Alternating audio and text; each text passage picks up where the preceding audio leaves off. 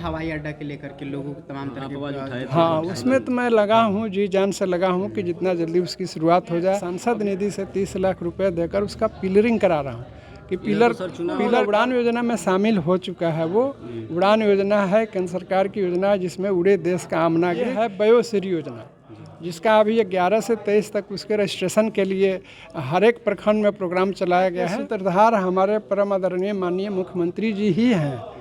उन्होंने इसकी शुरुआत की और पूरे देश में घूम कर सारे पॉलिटिकल पार्टियों को एक साथ एक मंच पर लाए। प्रजातंत्र है, बनने के लिए कोई बन सकता है, लेकिन काबिलियत की जहाँ तक बात है वो हमारे मुख्यमंत्री जी में हर तरह की वो योग्यता से परिपूर्ण है। वो देखिए, आज एक रेडियो रिमझिम जो गोपालगंज में पहला और सबसे पहले शुरू हुआ था, उसका आज 15वां स्थापना दिवस मनाई जा रही थी। इसके व्यवस्थापक हम लोग के आदरणीय कृपा शंकर यार जी थे और उनकी पूरी टीम थी।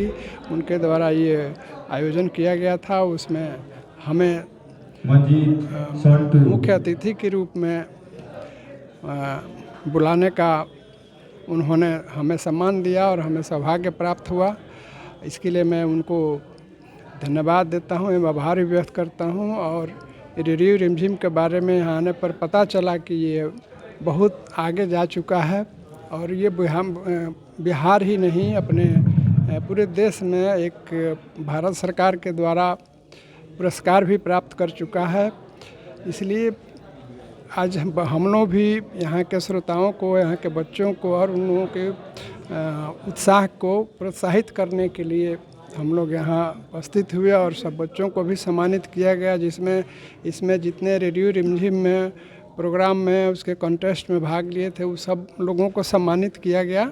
और हम लोग अपने तरफ से रेडियो रिमझिम के व्यवस्थापक को और उसकी पूरी टीम को शुभकामना दिए कि ये आगे इसी तरह तरक्की करता रहे और गोपालगंज का नाम रोशन करे। सर, मुख्य पॉइंट पे किस पॉइंट पे चर्चा हुआ लोगों को जागरूक के लिए? देखिए सर, इसमें रेडियो की महत्ता पर चर्चा की गई। रेडियो रिमझिम जब बना या किसी भी रेडियो का क्या महत्व है उस पर चर्चा हुई। उस पर मैंने यही बहुत ब्रीफ में व्याख्यान दिया कि रेडियो का क्या महत्व है। रेडियो का महत्व है कि ये एक ऐसा टूल है, एक ऐसा माध्यम है जिसके सहारे हम लोग सुदूर देहात तक, यहाँ तक कि पहाड़ी इलाकों तक में बिना बिजली जहाँ नहीं रहती है वहाँ भी हम लोग रेडियो का उपयोग कर सकते हैं और रेडियो के द्वारा अपने राज्य की खबर, अपने देश की खबर, पूरी दुनिया की खबर जान सकते हैं। तरह तरह की सूचनाएं मिलती हैं, आपदा की सूचना हो, मौसम की सूचना हो, इसी तरह जितनी तरह की सूचनाएं होती हैं रेडियो के माध्यम से हम प्राप्त कर सकते हैं और प्राप्त करते हैं। प्लस ये एक शिक्षा का भी माध्यम है। इसके तरह तरह के प्रोग्राम होते हैं जिसमें शिक्षक भी होते हैं, छात्र भी होते हैं, उनको पढ़ाया जाता है, उसमें भी क्विज कराया जाता है। तो एक शिक्षा का भी माध्यम है, साथ साथ वो मनोरंजन का भी माध्यम है। जिसमें इंटरेस्ट है उसमें तरह तरह के मनोरंजन के भी प्रोग्राम होते हैं। शिक्षा में अपनों किसानों को शिक्षित किया जाता है और भी जितने तरह के समाज में हैं वो उनके लिए प्रोग्राम करके उनको शिक्षित करने का काम इस रेडियो के द्वारा होता है। इसलिए इसी बात पर ज़्यादा तक विचार विमर्श हुआ और बताया गया लोगों को कि हाँ, रेडियो अभी ख़त्म हुआ नहीं है। इतने हाई टेक के ज़माने के बावजूद रेडियो का भी उतना ही महत्व है जितना अभी टीवी है। बल्कि टीवी से देखिए, मेरा ये कहना है कि रेडियो में एक सबसे बड़ी खासियत है जिसको आप सब भी ध्यान देंगे कि रेडियो हम लोग जब सुनते हैं तो कहीं विजुअल कुछ नहीं होता है, केवल सुनते हैं, कान से सुनते हैं तो हम उस पूरे दृश्य को कल्पना करते हैं तो हमारा दिमाग उसमें एक्टिव होता है, तो हमारे दिमाग का, बच्चों के दिमाग का विकास होता है।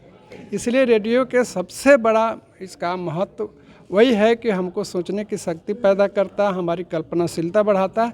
जो कि आप देखेंगे कि सिनेमा में या टेलीविज़न में ये चीज़ नहीं है, वहाँ तो सब चीज़ आप सामने देख रहे हैं, कल्पना करने की कोई चीज़ नहीं है। यहाँ आप कल्पना करते हैं, अपने दिमाग का उपयोग करते हैं, ये सबसे बड़ा फ़ायदा है रेडियो। संगीत के क्षेत्र में बच्चे कितना प्रबल है बिहार से जो प्रतिभा सब जा रहे हैं। अभी तो हम लोग बहुत खुशी हो रही है कि बिहार से और ख़ासकर अपने गोपालगंज समय के आपके संगीत के क्षेत्र में बच्चे निकल रहे हैं, क्रिकेट के क्षेत्र में बच्चे निकल रहे हैं, खेल के अन्य क्षेत्रों में बच्चे निकल रहे हैं, पढ़ाई के क्षेत्र में निकल रहे हैं। हर क्षेत्र में गोपालगंज के बच्चे अपने बिहार का नाम देश में रोशन कर रहे हैं।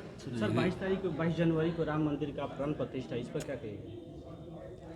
देखिए वो तो धर्म है, आस्था की चीज़ है, उसमें मैं विशेष रूप से सर सभ्य हवाई अड्डा के लेकर के लोगों को तमाम तरह के हाँ उसमें तो मैं लगा हूँ, जी जान से लगा हूँ कि जितना जल्दी उसकी शुरुआत हो जाए।